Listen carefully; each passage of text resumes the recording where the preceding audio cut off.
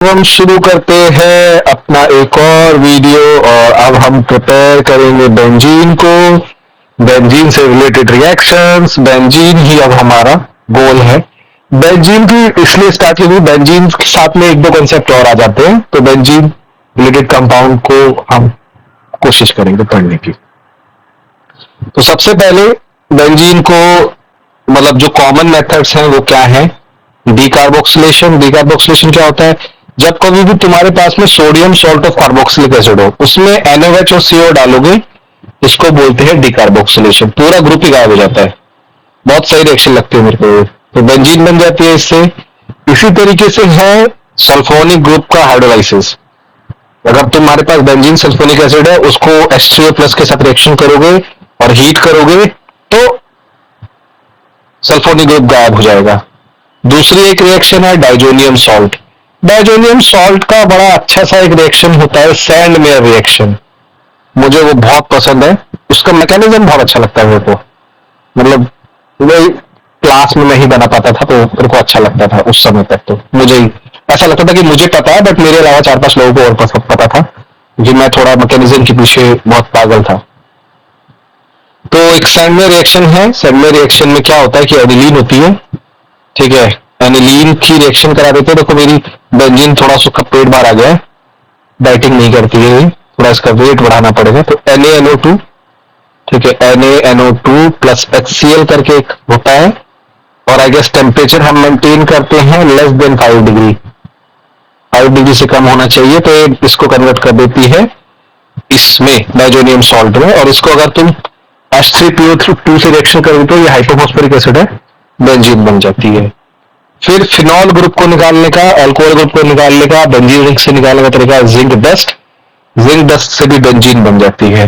इसके अलावा one of the safest reaction जो मुझे लगती है, सेफ नहीं, हाईली रिएक्टिव रिएक्शन से सेफ इसलिए कहता हूं कि अगर तुम इसको इस तरह से रिएक्शन करोगे तो बेंजीन बहुत, मतलब मुझे ग्रिग्नर रीजन भी बहुत पसंद है।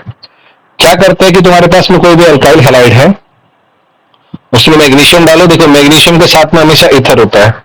तो इससे रिलेटेड एक बहुत अच्छी सी स्टोरी है। मेरी लैब में कोई ईथर को उड़ा रहा था और उसने टेम्परेचर मेंटेन नहीं किया था, तो डब्बा ही उड़ गया था। तो बहुत ही बढ़िया, अच्छी खासी, ठीक है, अच्छी खासी मतलब क्या बोलते हैं, बेइज्जती हुई थी। और काफी, हाँ, एक्सपेरिमेंट्स में एक अच्छी चीज मेरे को, मतलब बुरी चीज ये लगती है कि गलतियां सबसे होती है। अगर वही गलती किसी टीचर से हो जाए तो they will say, oh these are experiments, it will happen. But if same thing किसी बच्चे से जो सीखा भी नहीं है वो उससे हो जाए, तो उसको ये बोल दिया जाता है कि यार अरे तुम तो भैया जिंदगी खराब होगी तुम्हारी, तुम क्या ही कर पाओगे। तो ये सही नहीं है, ठीक है। We should promote failures. जितना आप फेल करोगे उतना आप सीखोगे। तो हाँ, मैग्नीशियम ब्रोमीन की अगर वाटर के साथ रिएक्शन कर देंगे तो MgOH बन जाएगा और बहुत इजीली इस रिएक्शन में हमको बेंजीन मिल जाएगा। तो हमारे पास कितने मेथड आए? 5 मेथड आ गए। 5 मेथड बहुत इजीली हमें आ गए। लेकिन यहां पर मेथड पढ़ाने का मेरे को इंपॉर्टेंस नहीं था। मेथड मैंने सिर्फ इसलिए बताए हैं क्योंकि हमें ना स्टार्टिंग मटेरियल बेंजीन कहां से मिलेगा ये पता होना चाहिए, ठीक है। मुझे ये तुम्हें बताना था कि बेंजीन बनता कैसे है। बेंजीन की रिएक्शंस इंपॉर्टेंट है, या बेंजीन के डेरिवेटिव जो भी हैं। तो सबसे पहली रिएक्शन है हेलोजिनेशन। वो किसके प्रेजेंस में होती है? Cl2 बेंजीन, AlCl3, FeCl2, ये सब क्या है? लुईस एसिड है। ब्रोमीन ऐड करना है तो FeBr3 और AlBr3, और इसकी रिएक्शन करके आप क्लोरोबेंजीन करा सकते हैं। मुझे ये रिएक्शन ज्यादा क्यों पसंद है? क्योंकि मुझे इसका मैकेनिज्म बड़ा इंटरेस्टिंग लगता है। इतना इंटरेस्टिंग मैकेनिज्म है कि ये काफी हद तक तुमको समझा सकता है कि मतलब क्या, मतलब कितना, मतलब क्या, क्यों मैकेनिज्म इंपॉर्टेंट होते हैं। इसका एक और, मतलब एक और, इसकी जो सल्फोनेशन रिएक्शन है वो थोड़ी सी ट्रिकी होती है अगर एनर्जेटिक्स कोई पढ़ता है तो। होता क्या है कि हेलोजिनेशन में किसी भी एरोमेटिक सिस्टम का बना सकते हो इससे, जरूरी नहीं है कि बेंजीन के लिए। बेंजीन के लिए स्टैंडर्ड तरीके से मैं बता रहा हूं। स्टेप 1 क्या होता है? Cl2 मॉलिक्यूल जो है ये AlCl3 पे अटैक करता है। कुछ लोग उल्टा भी अटैक करवा देते हैं, वो सही नहीं होता है। इलेक्ट्रॉन ही अटैक करते हैं, पॉजिटिव चार्ज स्पीशीज उड़ती भी नहीं जाती है। तो AlCl3 एक कॉम्प्लेक्स बनेगा और इसके बाद में ये कॉम्प्लेक्स इससे Cl निकलवा लेगा, Cl माइनस और AlCl4 और Cl प्लस जनरेट हो जाएगा। इसको बोलते हैं क्लोरीनियम आयन, जो हम बहुत पहले भी देख चुके हैं, और इलेक्ट्रोफाइल की तरह ये अटैक करता है। सबसे इंपॉर्टेंट चीज क्या है कि क्लोरीन का अटैक जो है, बेंजीन जब Cl प्लस पे अटैक करती है तो ये एक स्लो स्टेप होता है। क्यों स्लो स्टेप होता है?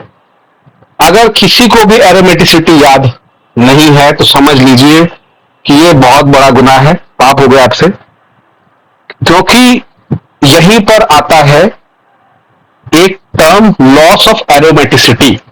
जैसे ही Cl प्लस पे बेंजीन अटैक करती है, वो स्टेप इतना स्लो होता है कि, क्योंकि हमारा जो कंपाउंड जो है, हमारा जो इंटरमीडिएट है, हमारा जो कॉम्प्लेक्स है, जो भी तुम उसको बोलना चाहो, वो पॉजिटिव चार्ज जनरेट करने के बाद रेजोनेंस स्टेबलाइज तो होता है, लेकिन एरोमेटिक नहीं रहता है। और एरोमेटिक ना होना, और ये एरोमेटिक सिटी तोड़ने के लिए बहुत पावर चाहिए, ठीक है। और जैसे ही ये कॉम्प्लेक्स बन जाता है, इसको सिग्मा कॉम्प्लेक्स बनते हैं। इनिशियली ये मतलब इसके पाई इलेक्ट्रॉन पे अटैक करता है। हम सिग्मा और पाई कॉम्प्लेक्स के बारे में भी एक वीडियो में डिस्कस करेंगे। लेकिन क्या होता है कि ये सिग्मा कॉम्प्लेक्स बन जाता है और नेक्स्ट स्टेप में जो बगल वाला प्रोटॉन है, वो मतलब ये प्रोटॉन लॉस करके ये फास्ट स्टेप होता है, क्योंकि वापस वो एरोमेटिसिटी रिकवर कर रहा होता है। अब इसका ना एनर्जेटिक्स मतलब ब्रोमिनेशन भी देख लेते हैं, तो ब्रोमिनेशन में भी कुछ अलग से तो कुछ होगा नहीं, ब्रोमीन भी इस तरीके से निकलेगा और ब्रोमीन प्लस बनेगा। ब्रोमिनेशन स्टेप जो होगा वो स्लो रहेगा और प्रोटॉन रिमूवल फास्ट रहेगा, ठीक है। इंपॉर्टेंट है एनर्जेटिक्स। एनर्जेटिक्स क्यों इंपॉर्टेंट है? देखिए, क्योंकि इसका एक्टिवेशन एनर्जी EA1 जो है इतना हाई क्यों है, वो उसी वजह से है क्योंकि ये स्लो स्टेप है। इतना उसको तोड़ने के लिए, वहां जाने के लिए, जो पहले स्टेप में जो ट्रांजिशन स्टेट है जिसमें इलेक्ट्रोफाइल ऐड ही हो रहा है, उस स्टेप में जो ट्रांजिशन स्टेट है वो दिख रही है। और इंटरमीडिएट जो है हमारा आरएनए, जो इलेक्ट्रोफाइल की प्रेजेंस में है, इलेक्ट्रोफाइल Cl हो सकता है, ब्रोमीन हो सकता है, और कोई भी हो सकता है। ये प्रोसेस बहुत ही स्लो है क्योंकि इसका एक्टिवेशन एनर्जी बहुत हाई है। एक्टिवेशन एनर्जी क्यों हाई है? क्योंकि ब्रोमिनेशन स्टेप में उसको एरोमेटिसिटी लूज करनी पड़ती है। उसके बाद में नेक्स्ट स्टेप में प्रोटॉन उससे निकलता है और ये फास्ट स्टेप है। तो हम एनर्जेटिक्स डिस्कस कर चुके और मेरे हिसाब से इसको यही रोकते हैं और नेक्स्ट स्टेप में हम देखेंगे कोई और रिएक्शन, कुछ और कॉन्सेप्ट। तो ये समझ लीजिएगा, कोई भी इलेक्ट्रोफिलिक सब्स्टिट्यूशन जो है बेंजीन और बेंजीन रिलेटेड डेरिवेटिव्स की तुम बना सकते हो। एनर्जेटिक्स ऐसी ही बनेगी। एक जगह पे एक्सेप्शन आता है, वो मैं आपको समझा दूंगा, लेकिन ये वीडियो बहुत इंपॉर्टेंट थी और इस कॉन्सेप्ट को समझना इससे ज्यादा इंपॉर्टेंट था। देखते रहिए और लगे रहिए और पढ़ते रहिए और हमारे चैनल को सब्सक्राइब करिए, लाइक करिए।